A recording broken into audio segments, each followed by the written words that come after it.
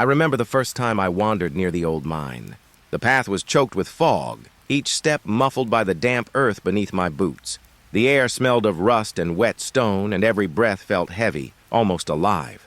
Pale light flickered from an old lantern I held, casting shadows that twisted across the walls of gnarled trees and moss-covered rocks.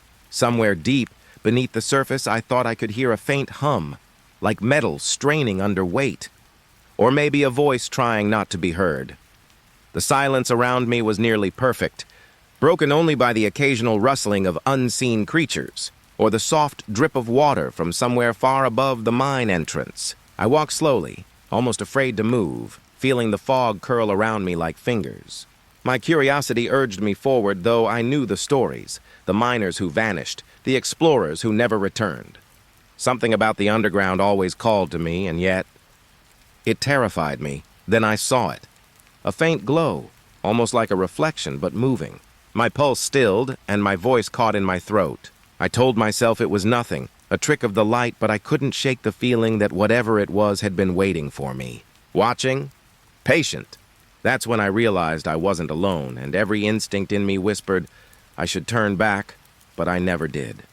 It was late afternoon, the kind of light that fades too fast. The sky a pale sheet behind the trees. I hadn't meant to wander this far. But the trail kept dipping lower, and the air turned colder. There was no wind. Just a slow hum in my ears, the kind that only silence makes. That's when I saw it, half buried under twisted roots. A dark gap in the earth, almost like the forest was trying to hide it. An entrance, or something pretending to be one. I stepped closer. My shoes sank into damp soil, the smell of metal and rot clinging to the air. Dust shimmered in a weak, colorless light spilling from inside. Not sunlight. It was too pale, too still. The air shifted, cool against my skin, like a breath, pulled from somewhere deep within the tunnel. I crouched down. The opening was narrow, stones cracked and roots wrapped around the frame like veins frozen mid-pulse. I told myself I'd just look. Just for a moment. But curiosity has a way of feeling like gravity. I leaned in. My fingers brushed the edge of the rock. It was colder than ice. A thin mist hung in the air, curling around my wrist. Something moved, far back in the dark. I froze. It was soft. A scrape, then a drag. Then silence again, the kind that presses into your ears until you start to hear your own heartbeat. I waited. Every second stretched too long, then a flicker. The pale light inside dimmed, then flared like something had passed in front of it. I whispered to myself that it was just dust. Just my eyes adjusting, but even as I said it, I saw it again. A shape, brief but unmistakable. Something standing between me and that light. The ground trembled, only slightly, as if something deep beneath had shifted its weight. I stumbled back, roots catching at my shoes.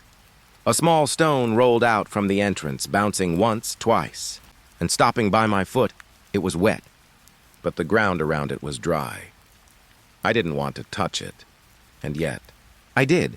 The moisture on its surface was thick, sticky, not water. My breath fogged the air. And through it, I thought I saw movement again. Something thin, long, sliding just beyond where the light could reach. It stopped when I noticed. I felt it. Not a sound, but a weight, as if the air between us had grown aware of me. I stepped back. Then another step, and another. Still that pale flicker stayed steady, unblinking, waiting. The forest was too quiet. Even the insects had gone still. I turned to leave, but something in me hesitated. A thought, faint, almost whispered. What if it follows? I told myself to breathe. Just breathe. The entrance was already fading behind the trees, swallowed by shadow and root, but I could still feel it. Like a low hum beneath the earth, vibrating through my shoes, into my bones. It didn't want to be found. Not today. Not by me. Yet as I walked away, the mist clung to my sleeves, refusing to let go, and somewhere behind me, deep, inside that hidden tunnel, a scrape answered my footsteps. Then silence. A silence that didn't fade, even after I was gone. The air changed as soon as I stepped inside, cooler, heavier, like the tunnel had been waiting. Holding its breath, my footsteps echoed, too loud, each one stretching out, coming back slower than it should have. The light behind me faded fast. Only a pale outline remained at the mouth of the cave, and even that seemed to tremble. I told myself not to go too far. But distance doesn't feel real in places like this. It folds, turns in on itself, until you can't tell if you've moved at all. The walls were close. Cold rock brushing against my sleeve. Moisture clung to it. A thin film that smelled like iron and decay. The echo shifted, not matching my pace anymore. Something else was walking somewhere deeper in the dark. I stopped. The echo didn't. It took one more step. Then silence. The air trembled, a soft hum rising from somewhere far ahead like wind moving through a hollow pipe. But there was no wind. Only that sound, low, rhythmic, almost like breathing. I turned my light toward the wall. Faint scratches covered the surface, crossing over each other like veins. At first they looked random. Then I saw the curves, the deliberate lines. Not claw marks, symbols. The edges were fresh. Tiny flakes of stone still clung to the grooves. I reached out. My fingertips hovered an inch away, but the chill coming from those marks stopped me. I couldn't tell if it was the air, or if the stone itself was colder there. A whisper drifted past my ear. Soft, too close. It didn't sound like words, just a drawn-out breath, rising and falling like it wanted to imitate me. I turned. Nothing. Only my own shadow, flickering against the uneven walls, but the echo of that whisper stayed. Curling around my neck, trailing down my spine, I moved forward, slowly, each step sending out a faint tremor of sound that came back delayed, as if something was catching it and giving it back too late. The ground sloped downward. I hadn't noticed before. The air grew thicker, harder to breathe. There was a smell now. Rust. And something faintly sweet, like old fruit left in a damp room. I tried to listen for my own rhythm, but the echoes kept multiplying.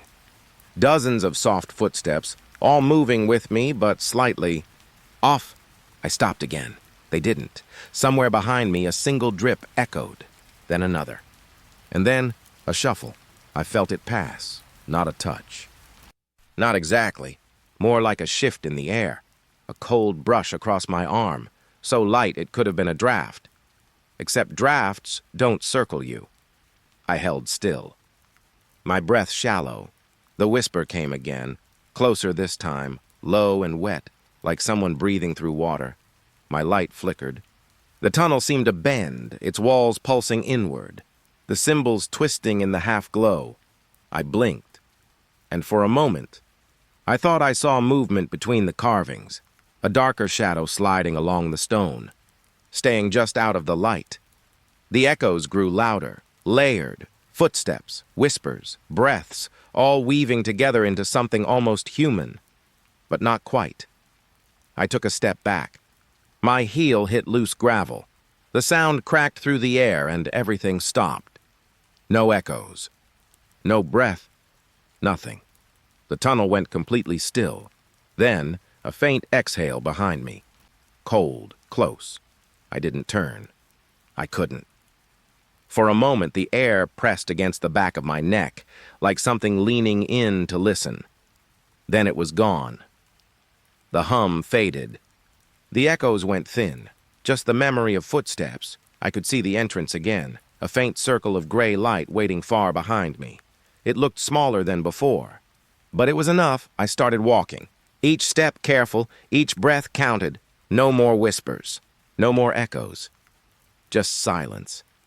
And the feeling that something was matching my pace in that silence right behind me. I didn't look back. Not once.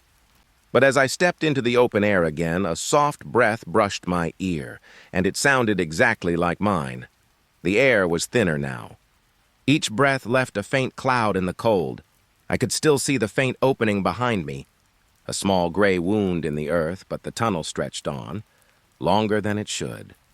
My lantern swayed in my hand. its flame soft and uneven, like it was afraid to stay lit. The deeper I went, the more the dark began to move, not quickly. Just slow, breathing ripples, like fog trapped beneath stone. The flame stuttered, once, twice. Then it shook, as if something unseen had reached out and tried to snuff it. I tightened my grip. The metal handle was trembling, vibrating against my palm. It wasn't me. The light flared, throwing shapes against the walls, long, bending shapes that didn't belong to me. Faces appeared in the glow. Not clear, just pale outlines, the hint of eyes, the faint curve of mouths that never seemed to close. They slipped away each time I blinked, but the air held their presence. A hush, thick and restless like whispers pressed into the stone. The ground felt softer beneath my boots, wet like earth that had been disturbed too many times. My lantern flickered again, harder this time. The glass rattled, shaking as though invisible fingers gripped it from within. I whispered to it, as if words could calm fire. But the light only flared back at me, pale and desperate, fighting something I couldn't see. The walls began to move, not fast. Just slow expanding breaths. The stone swelled outward, then drew back in, like lungs beneath the surface. The air pulsed with each motion. Cold one moment, hot the next. My heartbeat began to match it, uneven, shallow. The smell changed, earth and smoke, then something sour, like metal left in rain. I held the lantern closer. The light shivered across the stone, catching on marks I hadn't noticed before, symbols again. But now they were deeper, cut into the walls like something had clawed its way through. The flame dimmed. For a second, everything went still. Then the light flared violently, bright enough to blind me. When my vision cleared, there were figures all around me, dozens, standing just beyond the reach of the glow. Their faces blurred, skin pale like fog, eyes sunken, empty. They didn't move, didn't breathe, just watched. The flame trembled. I could hear it, the faint hiss of heat against glass, and underneath it, a low hum, rising from nowhere, everywhere. The walls throbbed again, closer this time. Their breathing slower, heavier. Something brushed past my shoulder, cold, smooth, gone before I could react. The lantern jerked, swinging out of my hand, hitting the ground with a metallic crack.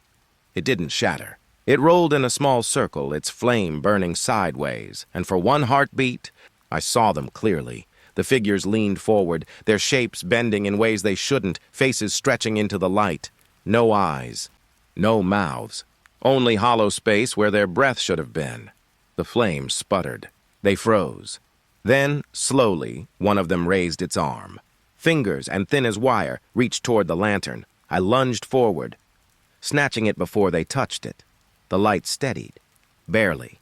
The figures recoiled, melting back into the walls as if they had never been there. The hum stopped. The breathing walls went still. Silence returned, heavy and expectant.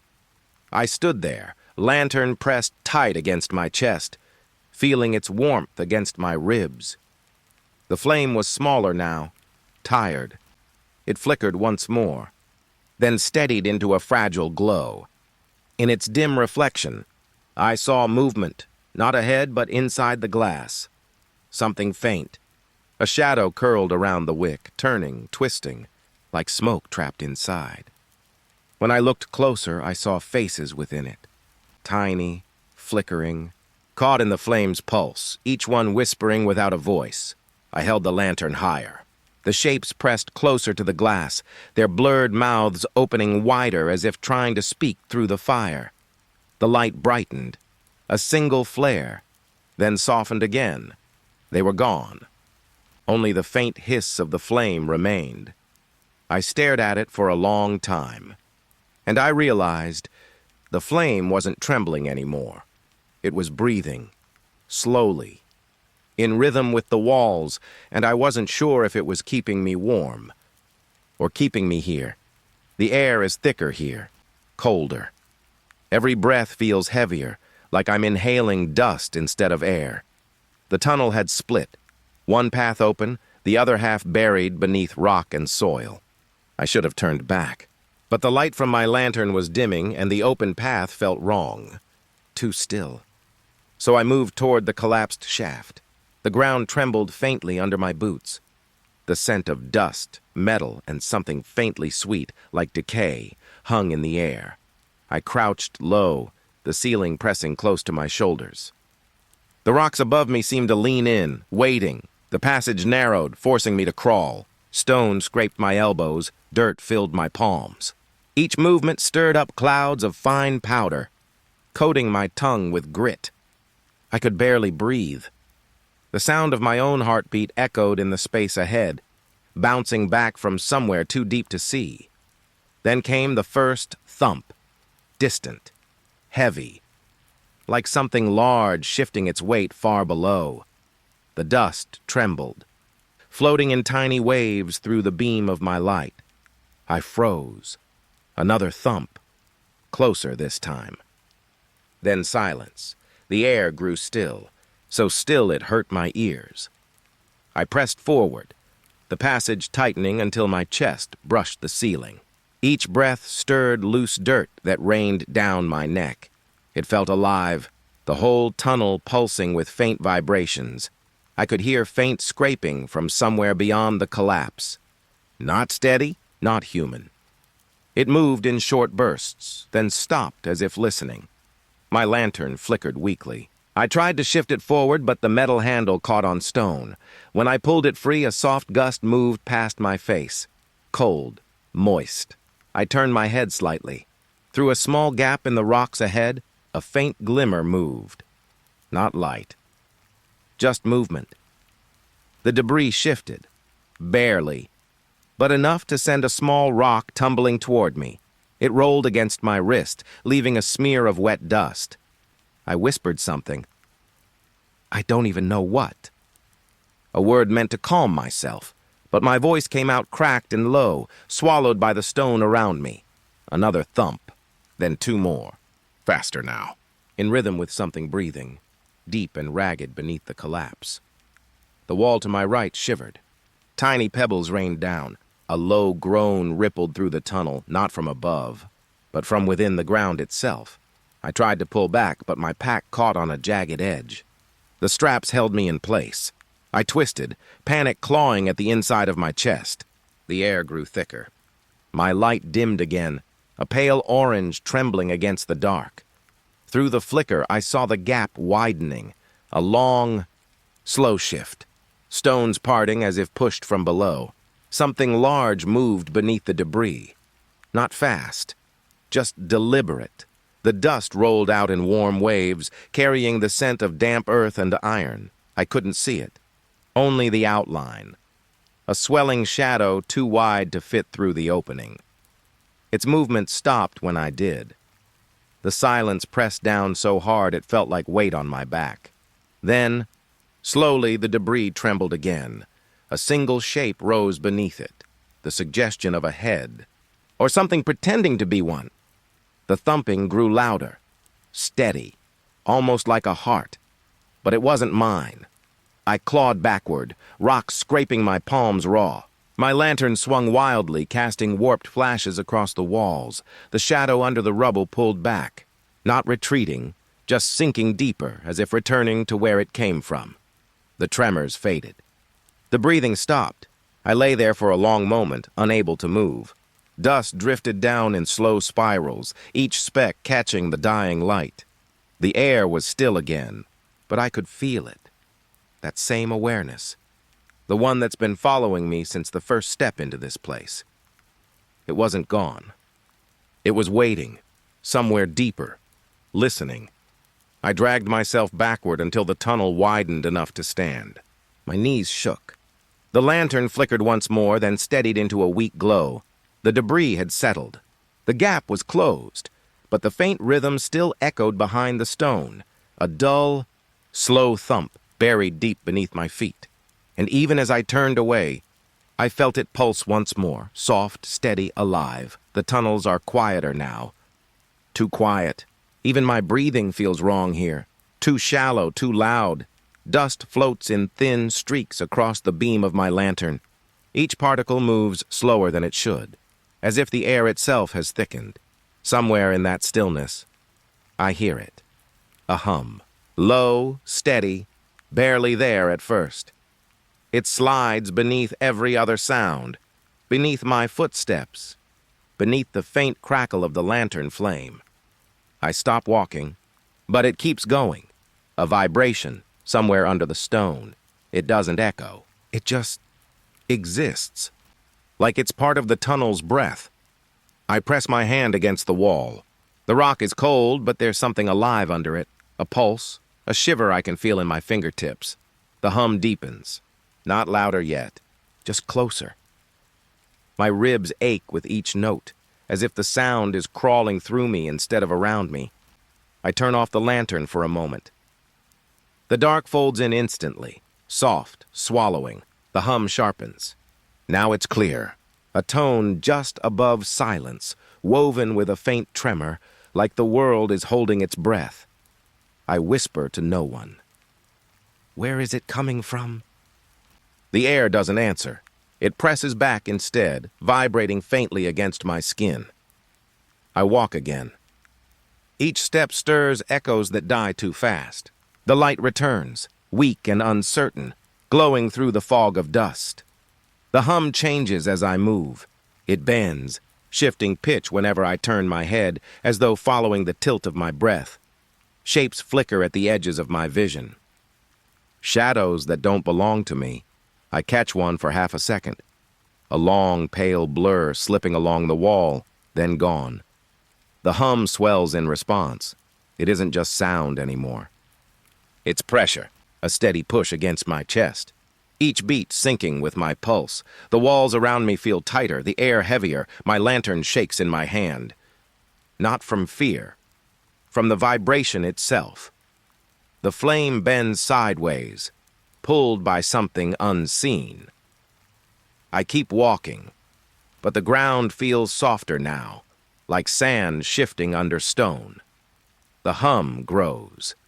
It builds slowly, a long, trembling note that fills the tunnel until the silence has nowhere left to hide. I press my hands over my ears. It doesn't help. The sound is inside. Every bone in my body hums with it, every heartbeat trembling in the same rhythm. It feels intentional, like it's testing the shape of me, tuning me. The air ripples ahead, bending the light. For a moment, I see the tunnel moving and not collapsing, but shifting like liquid. A shimmer runs along the ceiling, slow and deliberate, like something just beneath the surface is trying to rise. I step back, but the ground hums harder. The vibration crawls up through my shoes, through my legs, settling in my chest. It's not just below anymore. It's everywhere, I whisper again. Not words this time, just a breath, hoping the sound breaks whatever this is. It doesn't. The hum answers me. It changes pitch, matching the rhythm of my voice. I go still. The sound stretches, pulling itself thin, higher, sharper, until it's almost human. A tone that sounds like breathing. A breath that sounds like me. I take one step backward, then another. The hum follows, always the same distance away, no matter how far I move. The lantern flickers once, and I see something move in the distance, a ripple in the dark. No shape, just motion. It slides along the ground as if the shadow itself has begun to hum. The vibration peaks. The walls seem to shudder inward, dust streaming down in thin veils. Then, silence. Complete. The air stops shaking. The flame steadies. I wait, listening, but the silence isn't empty. It feels stretched, hollowed out by something too large to see, and beneath it, I can still feel the hum. Not through the air this time, but through me, deep under my ribs. Under my skin, it hasn't stopped. It's just gone quiet enough to hide. Waiting. Below. The tunnel narrowed again. The air hung heavy, wet with minerals. thick with a metallic taste that clung to my tongue. My lantern flickered with each breath I took, its light trembling along the walls, catching veins of rust that looked like old blood. I was trying to find a way back to higher ground, but the passage split. A smaller tunnel, half collapsed, angled down into the dark. Something in me said not to go, but the light, the faint shimmer ahead, pulled me anyway. The deeper I went, the quieter everything became. Even my footsteps softened, as if the ground didn't want to remember them. Then I saw it. Half hidden behind a curtain of roots, an old iron cage stood pressed against the wall. Its shape was crooked, bent inward in places, as though something had been pushing from within. The metal was orange with rust, but the floor around it was disturbed, fresh streaks cutting through the dust. I stepped closer, my light caught the bars, and for a second, they moved not much, just a slow shift, like breathing. I froze. The lantern flame steadied, casting long shadows that crawled across the walls. Each one seemed to drag itself toward the cage, stretching thin like they wanted to touch it. I crouched. There was something inside. At first I thought it was fabric, a torn piece of cloth hanging from the bars. But it pulsed, softly. I took a step back. The cage let out a faint creak, a groan deep in the metal, as if the air itself was pressing too hard against it. The smell changed, iron and something else. Something sour, faintly sweet, like rot that had forgotten to die. I told myself it was an animal, that someone had trapped it here long ago, but the dust was too fresh, the marks too clean. Something brushed the inside of the bars. Slow, careful. It left a smear, wet, dark, shining in the lantern light. I whispered, barely a breath. "Hello?" The sound bounced off the walls, came back thinner, emptier. The shape inside the cage shifted again. The metal groaned, splintering flakes of rust that drifted through the air like ash. For a moment I thought I saw fingers. Too long, too thin, pressing against the iron. They didn't hold their shape for long. The shadows around them slid together, melting into the bars like smoke being drawn through cracks. The hum returned. Low, deep, the same as before, vibrating through the ground, through me. The cage shuddered. Not violently, just enough to make the metal ring. I stepped back again. My shoulder brushed the wall. It was damp, slick with condensation. The thing inside pressed forward. Not visible now, only the movement. A slow bulge against the bars, as if the space within was too small to contain it. I wanted to run, but my legs wouldn't move. It wasn't fear keeping me still. It was something else, something waiting for me to watch. The lantern flickered. The shadows pulsed. And for an instant I saw what was inside, a face, or something trying to be one. The outline of features, all wrong, twisting and folding under the skin. It looked at me, or maybe it didn't. Maybe it just knew I was there. The hum grew louder, pressing into my ears, rattling in my chest. The bars bent outward, not far, just enough to whisper that they could. The lantern hissed. The light dimmed to a sickly orange. I stumbled backward, breath catching on the dust. The cage stopped moving. The hum died. Only silence remained, thick, unbroken. But I could still feel it, that faint vibration buried beneath the earth. It hadn't left. It had just gone still. Waiting, I forced myself to look one last time. The bars were still twisted. Something dark glistened between them.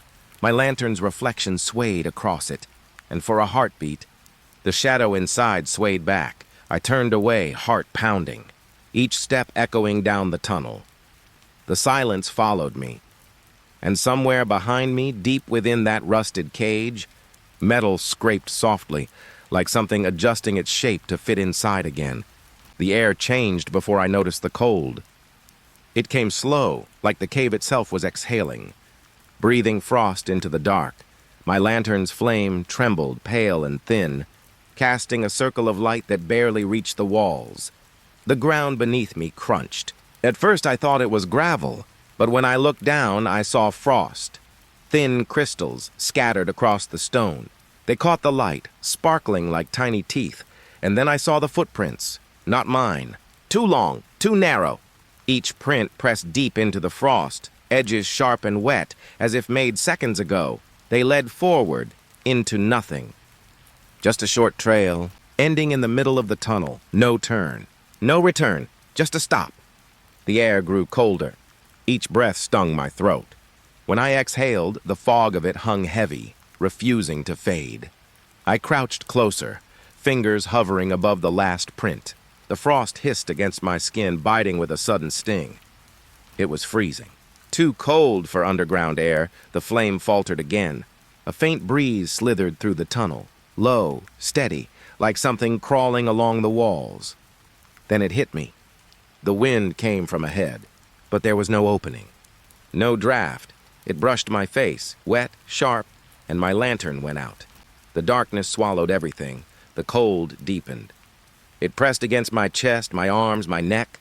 I tried to breathe slow, but the air felt heavy, like I was inhaling ice. Somewhere behind me, something scraped. Soft, slow, metal against stone. I froze. The scrape stopped. Then again, closer, my heart beat too loud. It felt wrong to move, even wrong to blink, I whispered into the dark. "Who's there?" My voice cracked on the last word. It didn't echo, it just vanished. The air shifted again, colder. It felt like it came from all directions now, and beneath it a faint crunch. Footsteps. They were behind me, but not touching the ground. Each one faint, like frost breaking under invisible weight. I turned slowly. The dark had texture, a moving blur of black on black where my lantern should have been. I reached for it. My fingers brushed cold metal, but it was damp. The handle was slick, coated in something thin as dew. When I struck the flint, the spark flared once, and I saw it, a shape. Just beyond the frost trail, tall, pale, its outline fading with the flame, and the footprints. They began again, new ones, appearing in the frost, one after another. Coming toward me, I stumbled back, the flint falling from my hand. The spark died instantly. In the dark, I heard the faintest hum, not from a throat, but through the air itself. It rattled in my teeth, low, steady, too calm for what it was. The scraping came again, longer this time. Dragging across the wall behind me, I felt it, a vibration through the stone, like something pressing its weight against it. I tried to back away, but the tunnel felt tighter now. The walls breathed cold. My shoulders brushed damp rock. Then, silence. Complete. Empty. Even my breathing seemed to fade into it. I waited. Seconds. Minutes. I couldn't tell. When I finally dared to move, I struck the flint again. The flame came weak, flickering like it wanted to die. The frost was gone. Every footprint vanished. But on the wall beside me, etched shallow into the stone, was a single streak, a trail of frost in the shape of a hand, 5 fingers. Pressed hard, frozen deep, the flame hissed, shrinking back. And in the reflection on the wall, just for a moment, I saw my breath form a second shadow. It stood behind me, still, waiting for the next step. The tunnel narrowed as I walked. The air grew heavier, thick with damp earth and old breath. Each step felt slower, quieter, like the ground itself was listening. My lantern burned low, its light trembling against the walls, revealing streaks of mineral veins, wet and glistening like veins under skin. There was a faint hum, barely there, somewhere between vibration and whisper. I thought it was the lantern at first, a rattle in the glass. But when I stopped moving, it kept going, a soft murmur, low, unbroken. I leaned closer to the wall. Cold stone pressed against my cheek. The texture was rough, but it almost felt warm beneath. Then I heard it, whispers, faint, tangled, woven together like threads of breath. I couldn't make out the words. The language was strange, wet, rolling, like water trying to speak. My heart slowed. Each sound felt deliberate, each pause too human to ignore. It wasn't random. It was talking. I pressed my ear harder, ignoring the sting of cold seeping through my skin. The voices grew clearer, desperate, begging, dozens of them, layered, overlapping, like they were trapped just behind the stone. One voice rose above the rest, thin, crying, and then the rest fell silent. Only that one remained, whispering fast, panicked. It almost sounded like it was saying my name. I stepped back. The air shivered, and the wall beneath my palm pulsed once, faint, like a heartbeat too far away to belong here. I wanted to believe it was just the lantern's flicker. But when I lifted it, I saw the stone breathe, a subtle rise, a sigh escaping from deep inside. I took another step back. The hum was gone. Only the echo of dripping water remained. But when I turned to leave, something caught my light. A line of carvings. Thin, fresh, scratched into the wall where I'd been listening. I knelt to see closer. They weren't random marks. They were letters. Old, jagged symbols twisting into one another. Each line seemed carved in panic, shallow at first, then deeper, as if whoever made them was racing against time. My fingers traced the grooves. They were damp, filled with something dark that glistened like oil. Beneath the symbols, one line was different. It wasn't a symbol, it was a phrase. Faint, but written in words I could almost read. "Don't answer them," my breath caught. The lantern flickered, and before I could move, the whisper came again, right against my ear. This time it wasn't muffled by stone. It was beside me. A single word, sharp, wet, stay.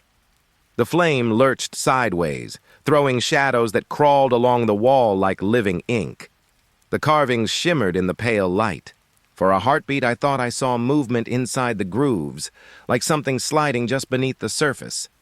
I stumbled backward, hitting the opposite wall. The air had turned colder, and the stone I touched there was trembling. Whispers surrounded me now, from every side, some angry, some pleading, all tangled in the same desperate rhythm. They filled the space until I couldn't tell which direction was real. My chest tightened. I pressed my hands over my ears, but it didn't help. The voices were inside now. I tried to breathe through it, but the air was too thick. Like inhaling dust and regret, the lantern dimmed again, its flame sinking lower, fighting for air, and in its last flicker, I saw them, faces, dozens of them, emerging from the rock in faint outlines, mouths open, eyes hollow, stretching toward me. When the light died, they whispered one last thing, all at once, a single phrase, broken, trembling, but clear enough to understand. "We told you not to listen." The silence that followed was endless. Even the dripping stopped. When I finally dared to relight the lantern, the walls were smooth again. No carvings, no marks, only a damp handprint where my palm had been, fingers longer than mine. Still fresh, still warm. I didn't press my ear to the rock again. But even as I walked away, the faint hum returned, buried deep within the stone, following my steps like a breath I couldn't unhear. The tunnel opened into a hollow space, wider than any I had seen before. The air was colder here, still, like time itself had frozen inside. My lantern light touched the floor, and I realized it wasn't stone beneath me. It was water, perfectly still. A pool so calm it looked like glass. The ceiling dripped in slow, patient drops, each one sending a ripple that never reached the edge. The surface reflected everything, the walls, the faint mist, even my lantern's tremor. And then, it reflected me. I took a step closer. My reflection waited. It didn't move. My breath caught. The ripples from my steps reached the edge, but the figure in the water stayed still. Its head tilted slightly. Too slow, too deliberate. The flame in my lantern swayed, casting lines of gold that fractured across the water. The reflection's lantern flickered too, but half a beat too late. It wasn't copying. It was following. I crouched down. My knees brushed the wet stone, cold seeping through the fabric. The air smelled faintly of iron and something sweet, like rot, hidden under wet moss. The reflection leaned closer, its face rippling faintly. The water trembled, though I hadn't moved, its mouth parted. Dark water spilled out, but no sound came. I whispered. "Who are you?" The words felt wrong leaving my mouth, as if the air didn't want to carry them. The surface shimmered once, and I thought I saw others, faces in the reflection that weren't mine. They drifted behind the figure like shapes trapped beneath the water's skin. Their eyes glowed faintly in the lantern's light, white, empty, watching. My hand shook as I reached toward it. The reflection's hand rose, too. But when my fingers hovered above the surface, it didn't stop. It broke through. The water split open like thin glass. Cold touched my skin, sharp, biting, alive. I pulled back instinctively, and the water closed again, leaving no ripple, no trace. But the reflection stayed. Its hand still reached upward. Pressing against the surface from below, I stumbled backward, nearly dropping the lantern. Its light flared, and for a moment I saw the pool come alive. Faces, dozens of them, stretching beneath the surface, mouths open, silent screams warping into ripples. Their shapes twisted, turning to liquid shadow. Then everything stilled. Only my reflection remained. But now, its lantern was gone. It stared up at me, its expression soft, almost pleading. A single ripple formed at its feet, widening slowly, as if something beneath had moved. I could feel it now. A vibration under the stone, a low hum bleeding through the water. The air trembled with it, rattling the handle of my lantern. Something was rising. The reflection's mouth opened again. This time the surface broke, and a single bubble rose up, bursting without sound. The smell hit me next, wet, earthy, like something that hadn't seen light in centuries. The faces below faded. The reflection faded too. Only the water remained, still, black. I stood there unable to breathe, watching my lantern's light drift across the surface. And then I noticed it, a shape beneath the glass, large, slowly circling. It brushed the underside of the pool, sending tiny ripples outward. The reflection began to return, but it wasn't me anymore. The figure was taller, its face blank, its eyes open and hollow. The water pulsed once, twice, and I understood. The pool wasn't reflecting me. It was remembering, recording everything that stepped too close. The stillness broke. A faint ripple reached my boots, and the surface darkened, not from shadow, but from something rising up through it. I turned and walked away. Slowly, carefully, each step deliberate, as if running might wake it. Behind me, the lantern's reflection still shone on the water. Even after I turned the corner, even after I lifted the real lantern out of sight, it stayed there, floating in the dark, waiting for me to come back. The air changed again, heavier this time, wet against my skin, like the tunnel itself had begun to sweat. I thought I was still walking downhill, but the ground beneath me pulsed, a faint rise and fall, like the slow inhale of something alive. My lantern's flame bent slightly with each breath. I stopped. The tunnel didn't, it exhaled. A deep, slow push of air that brushed my face, warm and damp, carrying the faint smell of rust and stone dust. I pressed my palm to the wall. It moved beneath my hand, softly, rhythmic. The rock wasn't solid anymore. It flexed, like skin stretched too thin. I pulled back quickly, heart knocking against my ribs. The tunnel inhaled again. I could hear it, the low, dragging hum of breath through rock. The air grew thicker. It filled my mouth like fog, tasting of iron and old water. Each step I took echoed strangely, as though the sound was being swallowed before it could return. I tried to steady my breathing, to match the rhythm beneath my feet, but it was slower, deeper, older. Something ancient was asleep down here, and I was walking through its lungs. I whispered to myself, but even that small sound disappeared. The walls seemed to drink it in. The silence afterward pressed against me, heavy and close. I passed a narrow bend. The tunnel constricted. The ceiling dipped so low I had to bow my head. Each breath brushed against my neck, hot, moist. It didn't feel like air anymore. It felt like breath. I raised the lantern, and the light trembled over the walls. They were glistening, slick with something that wasn't water.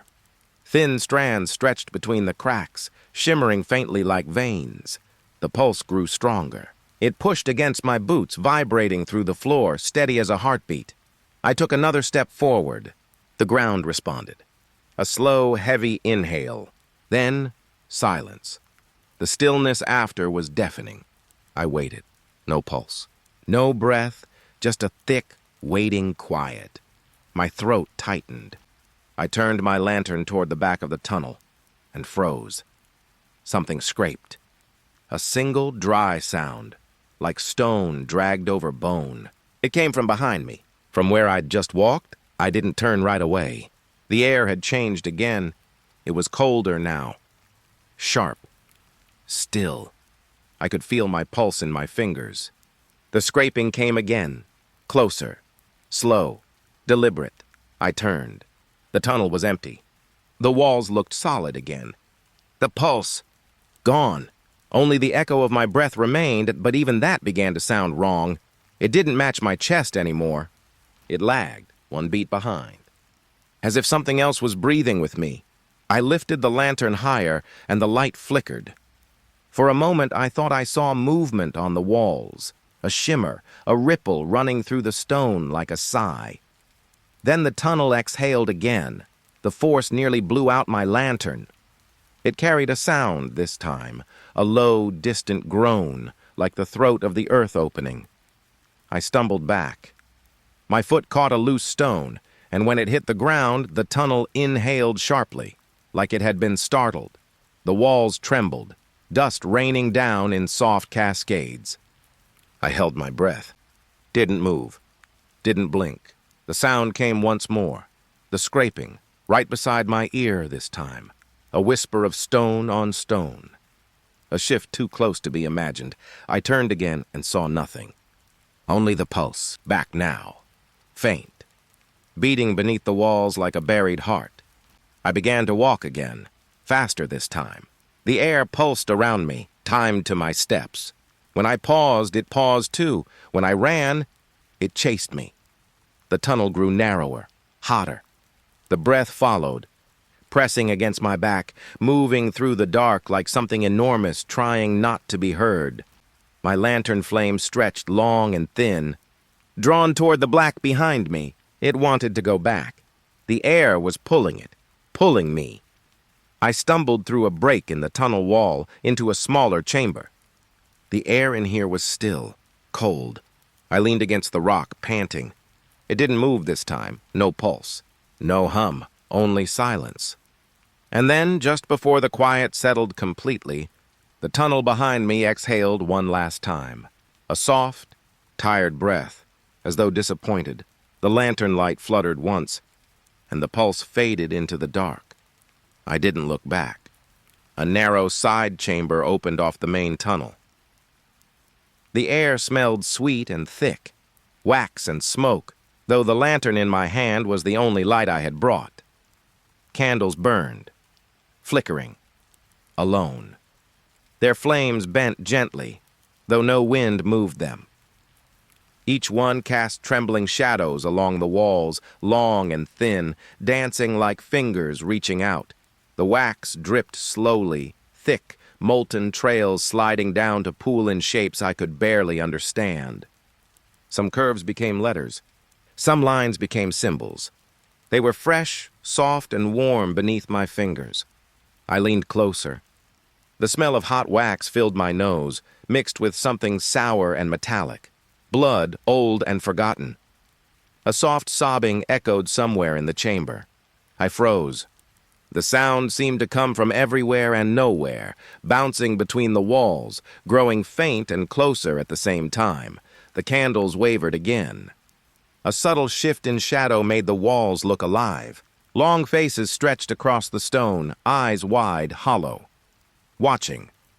I stepped around the first pool of wax. A trail of droplets led further into the chamber. The letters were forming words I couldn't read, their shapes curling and folding like the hands of someone trapped. The sobbing continued. Soft, almost childlike, but hollow too, as if coming from the candles themselves. I touched one of the symbols. The wax was still warm, and it felt like skin under my fingertips. I recoiled. It pulsed slightly like a heartbeat. A shadow flickered behind me. I turned, but no one was there. Only the long, trembling walls and the faint hum of wax cooling in the candlelight. The sobbing grew louder. I realized it was coming from below. The floor, stone, solid, was vibrating with the sound. The letters shifted. Not by my hand. They rearranged themselves into shapes I could not understand, twisting and curling as if alive. I tried to follow the trail. The candles flickered to light the next symbols, their flames bending to illuminate each new mark. A cold draft brushed my shoulder. I spun. Empty air. I heard the sobbing again. Closer now! Every breath I took was reflected in the sound. Every step echoed into its sorrow. I knelt beside a candle. The wax dripped into a small pool, forming a circle. And inside the circle I thought I saw a tiny shape. A face pressed up from the floor. Pale and wet, mouth opening and closing without sound. I stumbled back. The lantern trembled in my grip. The sobbing stopped suddenly. The shadows froze. The chamber felt heavier. The candles burned on, wax continuing to drip, letters and symbols forming patterns too deliberate to be accidental. I wanted to leave. I wanted to turn and run down the tunnel, but I couldn't move. Something about the chamber held me. Its sorrow, its quiet despair, weighing on my shoulders like a wet cloak. I exhaled slowly. The sobbing returned. Soft, patient, insistent. The letters twisted one last time. They formed shapes like hands reaching out, like fingers pressing from the wax, trying to grasp the air between me and them. I stepped backward. The lantern light stretched across the chamber, casting the shadows long and thin. I didn't look at the symbols again. I didn't follow the wax. The sobbing faded behind me. The candle flames danced as if waving goodbye, and I left the chamber, the warm smell of wax clinging to my clothes, the quiet weight of sadness pressing in behind me. The tunnel narrowed again, the stone slick beneath my boots. A faint hum lingered in the air, low and patient, like the earth itself breathing. I paused. Something moved. Just out of sight, a rustle of rocks, soft but deliberate. It whispered my name, not in words I could understand, but in the cadence of breath and shadow drawing me deeper. I stepped forward. The sound receded, sliding along the walls, vanishing before I could follow. The air grew heavier. Cold seeped into my lungs, clinging to every inhale. The lantern trembled in my hand. I tried to peer into the dark. Shapes shifted in the corners of my vision. Slender, fleeting, always gone when I looked directly.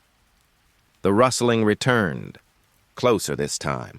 A soft brush against the walls, stone shifting beneath invisible weight. I whispered into the dark, but the words vanished. No echo came back. Only the rustle, sliding along the floor like water. I moved faster, my boots crunching over loose stone. The shadows seemed to stretch, leaning toward me. Then, silence. Thick, heavy. So complete I could hear the hum of my own blood in my ears. I froze. Every sense straining, the rustling had stopped. But I knew it was still there, waiting. A single slow exhale passed through the tunnel. Not mine. Something else. Cold. Wet.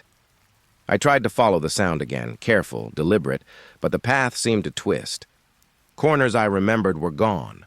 The walls closer than before. Another rustle, this time beneath my feet. The floor shifted slightly, like something large moving just below the stone. I leaned closer. The lantern cast a narrow circle of light, but all I could see were small pebbles, undisturbed. The whisper of my name came again, so faint I almost thought I imagined it. I lifted the lantern higher. The shadows elongated. One corner wavered unnaturally as though breathing. I stepped forward. The rustling answered. Faint, tempting, leading me onward. I followed, careful. Every step echoed too loudly, yet the sound didn't match the shadow beneath it. The trail ended. Nothing moved. The air was thick, as though holding its breath. I exhaled slowly. The rustling returned, softer this time, sliding along the stone like silk. I reached for it. The shadow vanished. The sound dissipated. Only silence remained. The tunnel felt alive, listening, patient. I continued forward, each step careful. The whispers and rustling following, never touching, never letting me rest. And when I finally paused, the silence wrapped around me, thicker than stone, pressing into my chest, alone, watched, waiting. A side passage opened into a small storage area. Dust hung thick in the air, stinging my throat and clinging to my skin. Old mining tools lay scattered across the floor. Hammers, picks, shovels, all covered in rust and grime. But something was wrong. They looked disturbed, moved, as if someone had walked through here moments ago. Shadows clung to them, long, thin, curling over the handles and blades. They didn't settle. They didn't obey gravity. I crouched to examine a pick. Cold ran through my fingers. Not just from the metal. Something alive seemed to pulse beneath it. A shiver ran up my spine. Then a brush. Light. Cold against my shoulder. I froze. My breath caught. No one was there. Only the shadows shifting along the wall, stretching toward me. I tried to rationalize. Maybe the air moved. Maybe it was the dust. But my skin still tingled. And the shadows, they were waiting. The tools seemed to whisper. Not in words, but in subtle movements. Blades rotated slightly. Handles shifted, tracing shapes in the dust. I stepped back. A hammer toppled over. Slowly, as if rolling from an invisible hand. The lantern flickered. The shadows writhed. They weren't cast by the light. They were something else entirely. Another brush of cold. This time firmer, against my neck. I flinched. The air smelled faintly of iron and wet stone. I turned sharply. Empty. Just the old tools and their restless shadows. I tried to leave. But every step seemed heavier. The shadows followed, clinging to my heels. Sliding along the stone floor like smoke, a pick rose slightly, then fell. Another tool shifted without touching the ground. I felt their gaze, silent, judging. I whispered my own name. The air answered with silence. The shadows didn't speak, but their presence pressed against me. I stumbled backward. The lantern's light trembled. The shadows lunged just slightly toward the flame, as if curious. Hungry, I turned and ran, boot crunching against stone. The cold brushes on my back continued, one after another, fading slowly as I left. When I glanced back, the tools lay scattered again, just as I had seen them. But the shadows lingered, long, thin, watching. I walked faster, but even as I moved away, I could feel a weight on my shoulder, a memory of that cold touch, a promise that I was not alone. The passage stretched before me, silent, heavy, and the tools remained behind, restless, waiting. The tunnel narrowed once more, stone slick beneath my boots. The air changed again, warm, heavy, pressing against my chest as if it had weight. A gust passed me suddenly, not cold, not wind. Warm, damp, moving through the narrow corridor like living air. It slid across my skin, brushing hair and neck, and carried a faint, earthy scent. Wet soil, iron, something older. I paused. The hum returned. Low, steady, echoing in the walls. Not outside. Not from me. It came from the stone itself. The walls beneath my hands were alive, pulsing subtly like a heartbeat too deep to sense normally. I took another step. The air followed, curling against my back. Breath echoing somewhere ahead. Heavy, labored. Yet I was alone. The floor shifted beneath me, small tremors vibrating through boots and lantern. A dry scrape slid along the stone. Slow, careful, measured. I froze. The sound paused. Then it came again, closer this time. From the darkness ahead. The walls seemed to contract and expand, pressing in like lungs tightening. My breath felt thick, difficult, as though drawing air would pull something else in too. I raised my lantern. The flickering flame revealed wet streaks on the stone. Thin, veined, glistening in the light, like arteries beneath the surface. The heavy breathing echoed back now, from all directions, though the tunnel narrowed only ahead. I realized I wasn't walking through stone. I was moving through something alive, patient, ancient. The pulse beneath my fingers quickened, soft, rhythmic. It felt like it was matching me or drawing me in. I stepped forward cautiously. The gust followed, curling around my ankles, lifting dust, carrying a hint of warmth, like the exhale of some deep, sleeping creature. The breathing grew louder, closer. I could feel it brushing the back of my neck. Heavy, labored. I spun. The tunnel stretched behind me, empty. The pulse beneath the stone quieted slightly, but the air remained thick, warm, alive. I stumbled forward. My boots splashed through a thin layer of moisture on the floor. The walls exhaled again. A low, rumbling sigh, like something opening lungs buried beneath layers of rock. I stopped. The lantern trembled in my hand. The stone walls glimmered faintly.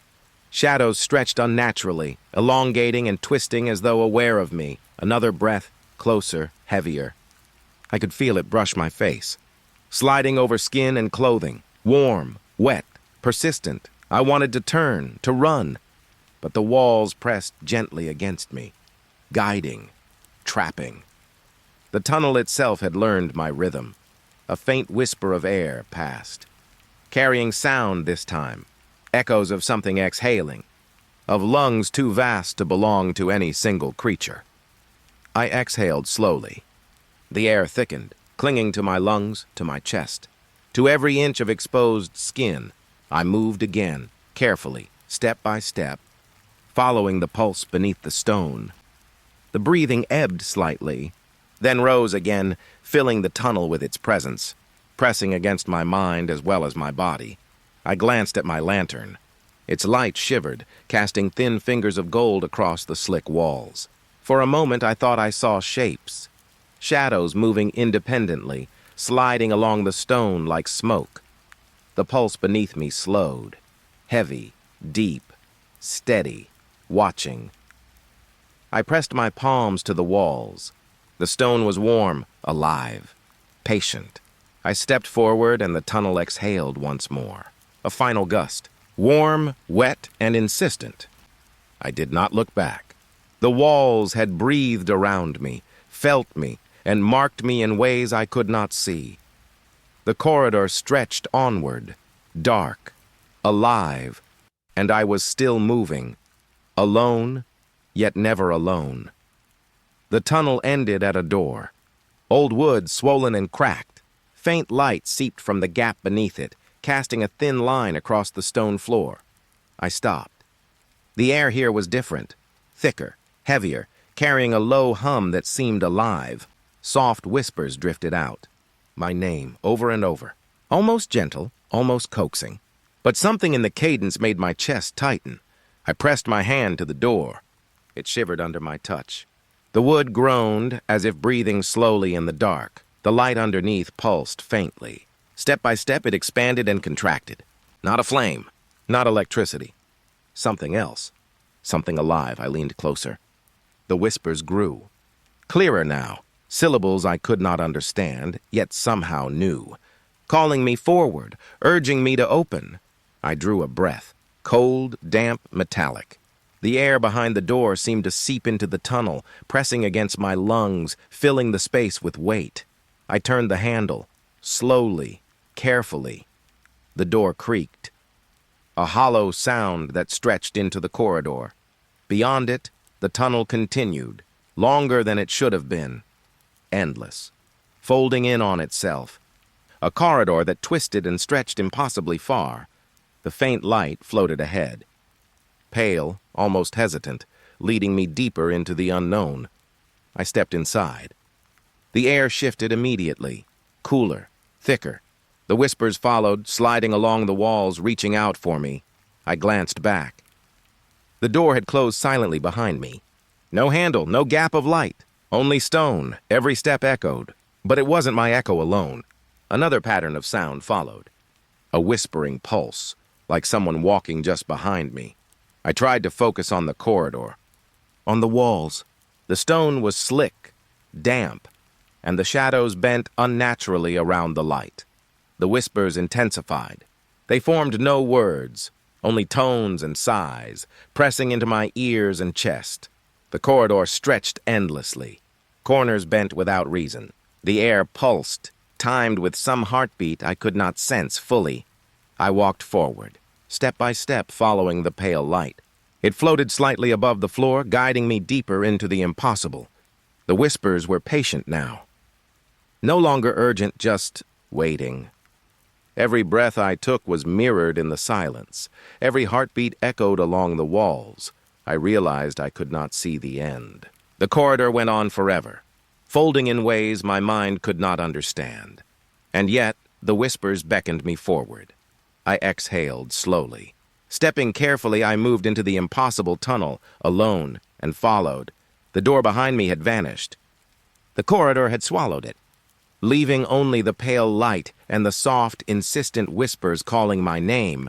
A sudden drop in the tunnel caught my attention. Above, a rope hung from a creaking beam. It swayed slowly, though no wind moved it. Just the faintest hint of motion, like it was breathing.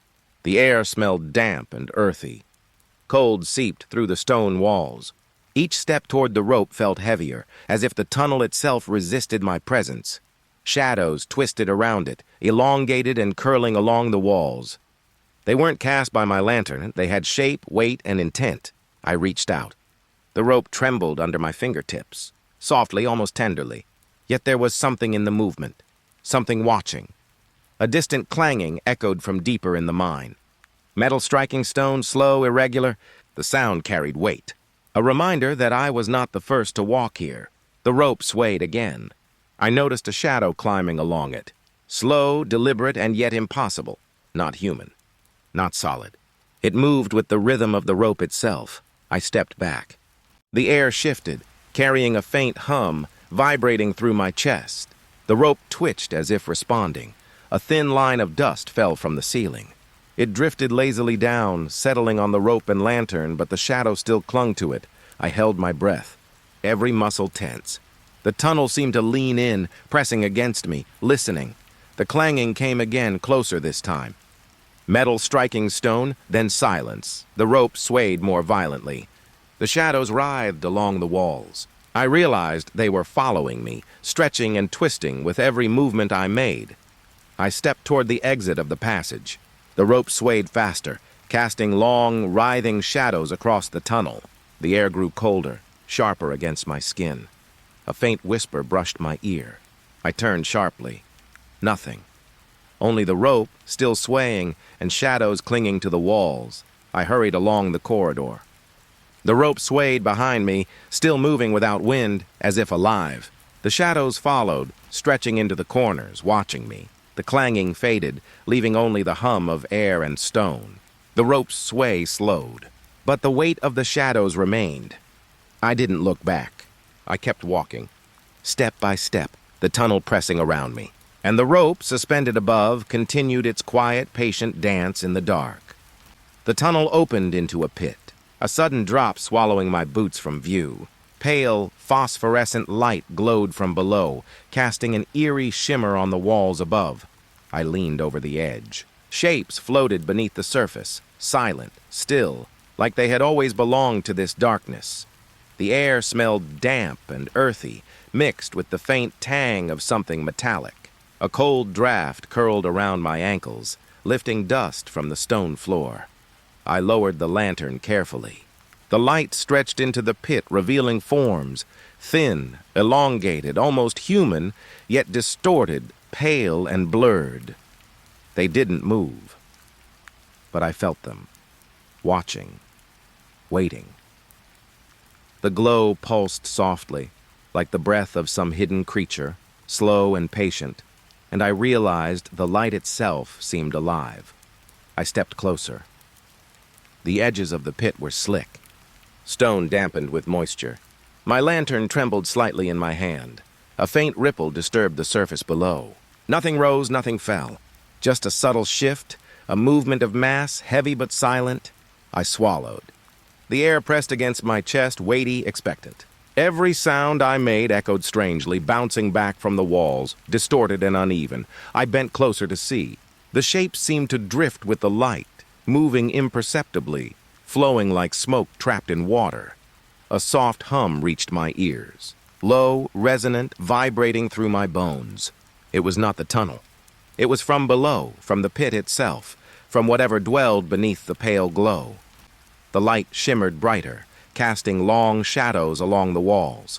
They stretched and twisted unnaturally, elongating fingers that reached toward me. I stepped back. The pit seemed to sigh, sending a faint ripple through the air, like water disturbed without wind.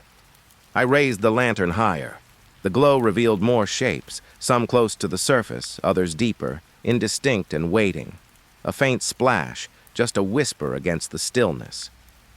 The shapes did not move, but the water trembled, as if acknowledging my presence. The air smelled warmer now, like breath against my neck.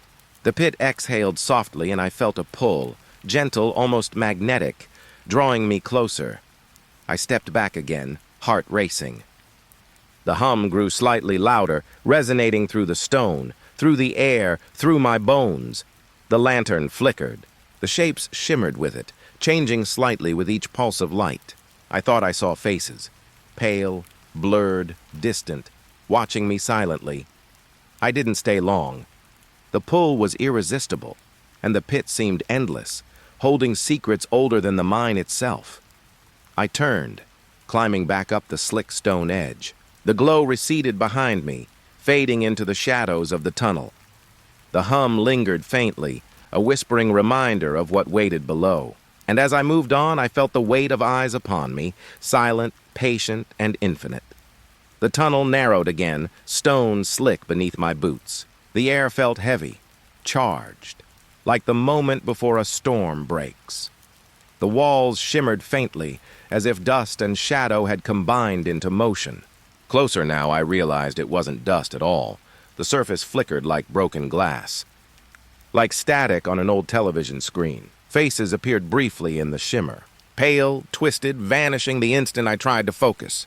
A child's scream, a whisper, a pleading voice just beneath comprehension seemed to echo from the walls themselves. I reached out. The stone was cold, wet beneath my fingertips, and the shimmer pulsed softly against my hand. The faces twisted and warped. A mouth opened silently. Eyes blinked, though there was no one there. The whispers rose, low, desperate, sliding through the air and vibrating in my chest. They spoke in a language I did not know, yet somehow understood. A call, a warning, or maybe a plea. The lantern trembled in my grip. The static intensified. Faces overlapped, shapes forming and dissolving like smoke. Some seemed trapped, pressed just beneath the surface, struggling to escape the stone itself. A faint hum rose through the walls. Low, insistent, vibrating through the tunnel floor. Every step I took echoed strangely, doubled, tripled, but none of it came from me. I staggered back. The static shimmered along the walls, reaching into corners, sliding along cracks and crevices, as if the tunnel itself were alive. I tried to focus. One face lingered longer than the others. Pale, hollow eyes staring directly at me. A silent mouth opened. The whisper of help, soft, urgent, insistent, curled into my ears like smoke. I moved forward slowly. The walls seemed to breathe, static pulsing in rhythm with my heartbeat. Every shadow shifted as if aware, sliding along the stone like water. Another face appeared, this one twisted in fear. A hand reached toward me from the shimmer, but dissolved before I could touch it. I felt the cold brush of something intangible, like air moving where nothing should be. The whispers grew louder, all around me, inside the walls, beneath the stone. I was not alone. I stepped carefully, trying to ignore the faces pressed into the stone, the pleas echoing in my mind. But they lingered. Every corner, every shimmer, a reminder of something trapped. The tunnel stretched onward, walls trembling faintly with static, faces shifting endlessly, and the hum vibrating through every inch of stone and air. I exhaled slowly. The whispers faded to a hum. The static dimmed. But the memory remained, etched into my chest, an echo of something ancient, desperate, and very much alive. The tunnel opened onto the old tracks. Rusty rails glimmered faintly under my lantern. A chill ran through the air, tinged with iron and damp stone. A mine cart sat idle, half buried in dust. Its metal frame corroded, wood splintered. Yet it felt wrong, alive in some quiet, subtle way. I stepped closer. The cart shuddered slightly as if sensing my presence. A low hum filled the air, following the rails, vibrating in my bones. I froze. A shadow lingered near the cart. Not mine. It clung to the frame, stretching and curling with intent. Then it moved, slowly. The cart squealed faintly, rolling forward on its own. Dust scattered, stones skittered. No wind, no one pushing, I stepped back. The shadow followed. Thin and twisting, sliding along the rails like smoke. The hum grew louder. Low, insistent, vibrating through the stone. The cart continued its slow crawl, curving along the tunnel with impossible precision. I tried to look away. The shadows clung to the cart, bending in impossible angles. Edges stretched, fingers brushing the damp walls. A faint whisper passed through the air, like breath against my neck. I turned sharply. Nothing. Only the cart and the shadows, moving as though guided by some unseen hand. I lifted my lantern higher. The light reflected in the metal wheels, shimmering faintly across the walls.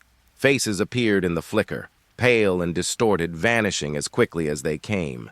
The cart squealed again, a long, drawn-out sound that pressed against my chest. The hum followed it, echoing along the rails, pulsing with the rhythm of its movement. I stepped aside.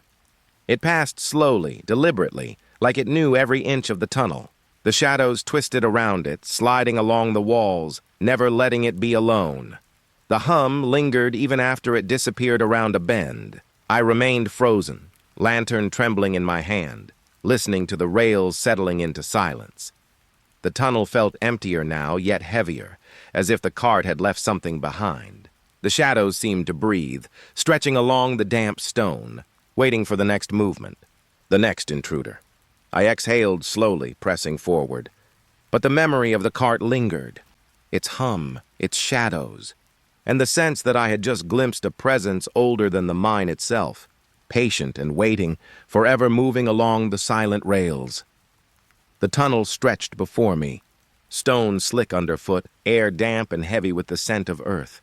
A pale light hovered ahead, floating just above the ground. It shifted gently, as if aware of my presence. I stepped closer. My footsteps echoed louder than they should, yet the light remained just out of reach. Shadows twisted along the walls, stretching thin and long, reaching toward the glow, curling around the stone like smoke. I followed it, step by careful step. The tunnel seemed to stretch endlessly, folding and bending in ways my mind refused to comprehend. The pale light pulsed softly, casting fleeting reflections across wet stone. Shapes appeared and vanished in the corners of my vision, thin, fleeting, watching.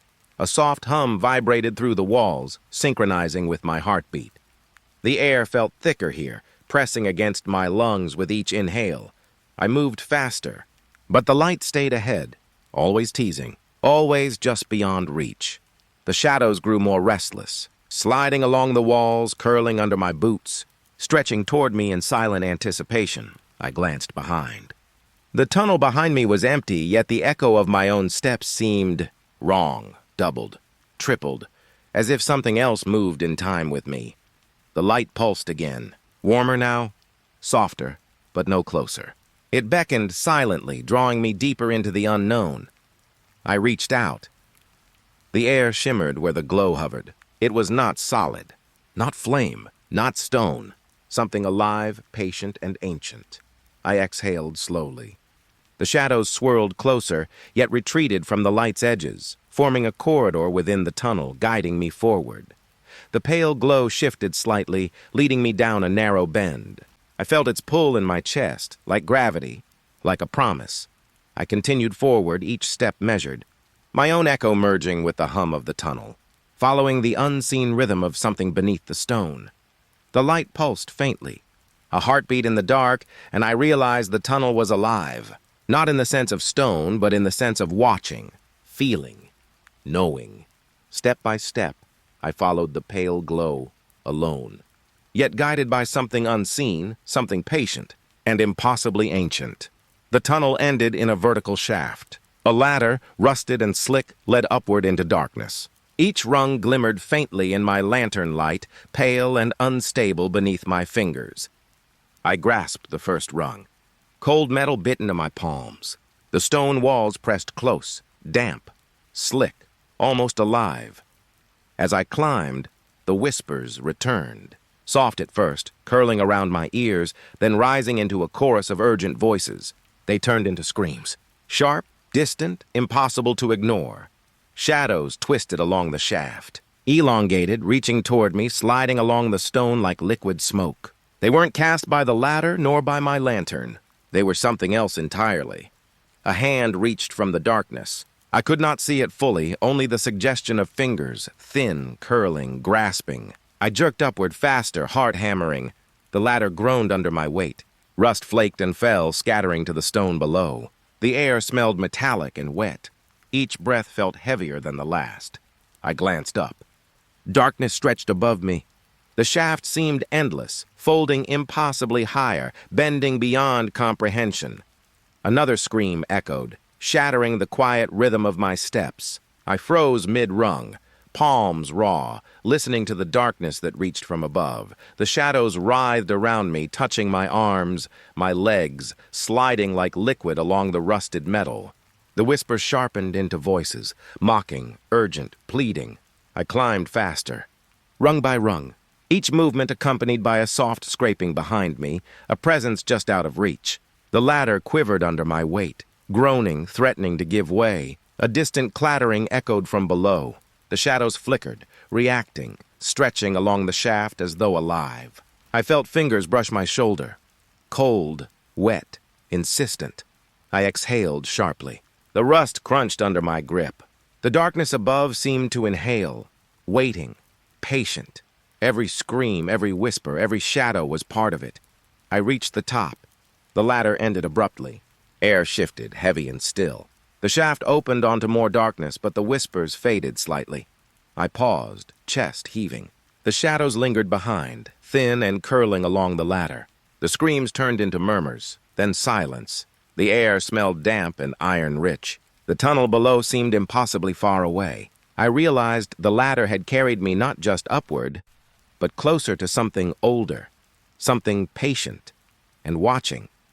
I climbed onto solid ground.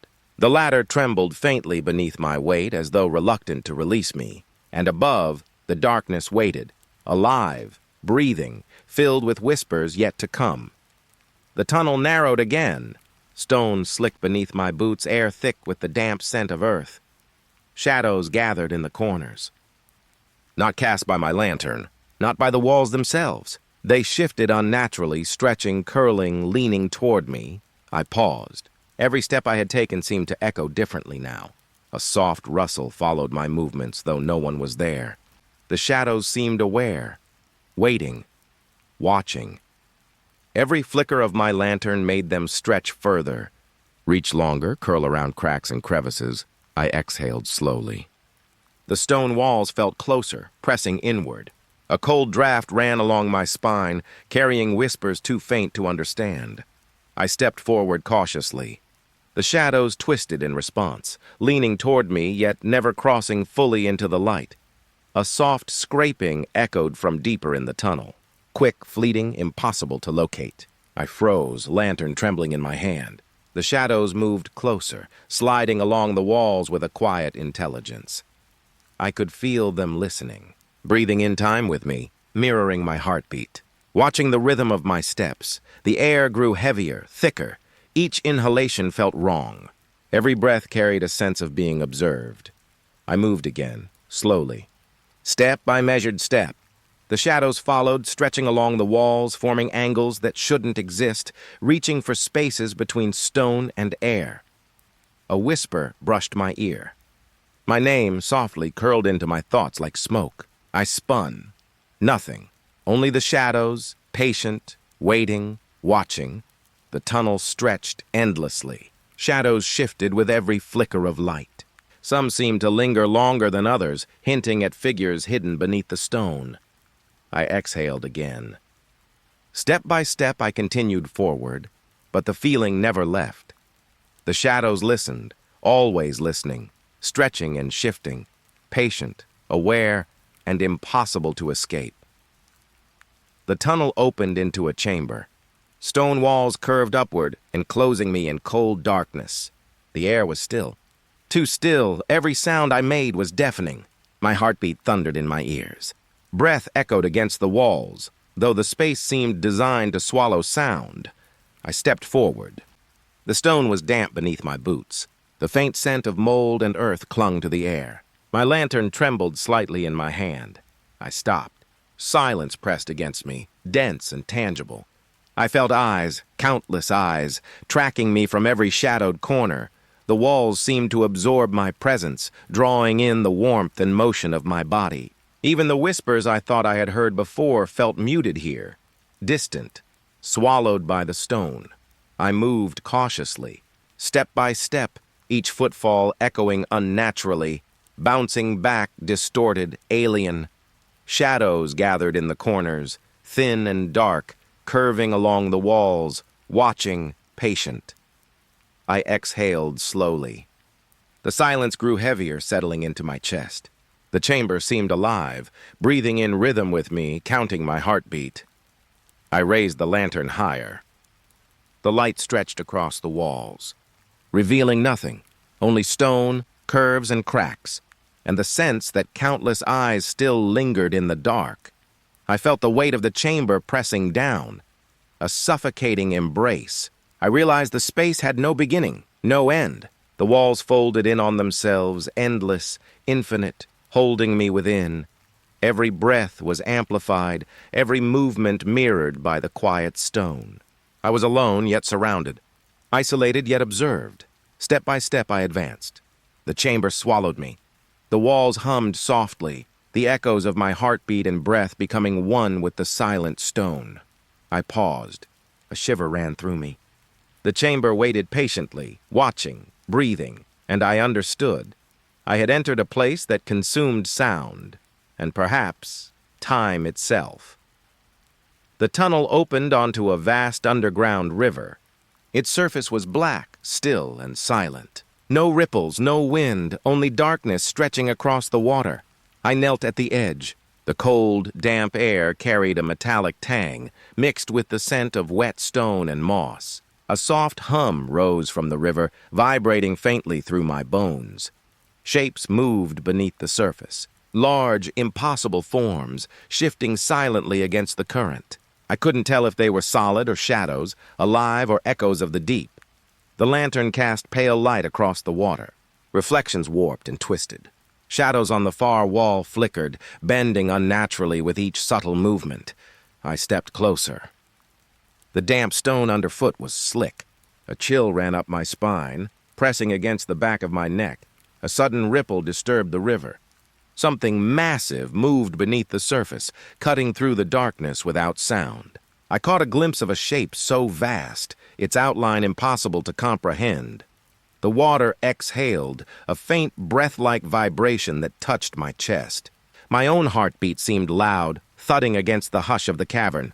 I whispered, though no one could hear. The river seemed to absorb the sound, taking it deep into its black depths. Shapes shifted again. Some brushed against the surface, thin fingers of shadow reaching upward, then vanishing into the black. The air grew heavier. The hum beneath the river rose, low and patient, a reminder of what lurked unseen. I stepped back from the edge. The current was impossible, moving against reason. The river seemed alive, watching, aware of my presence. A shadow passed over the lantern's light. I froze. The surface remained calm, but the ripple beneath betrayed movement.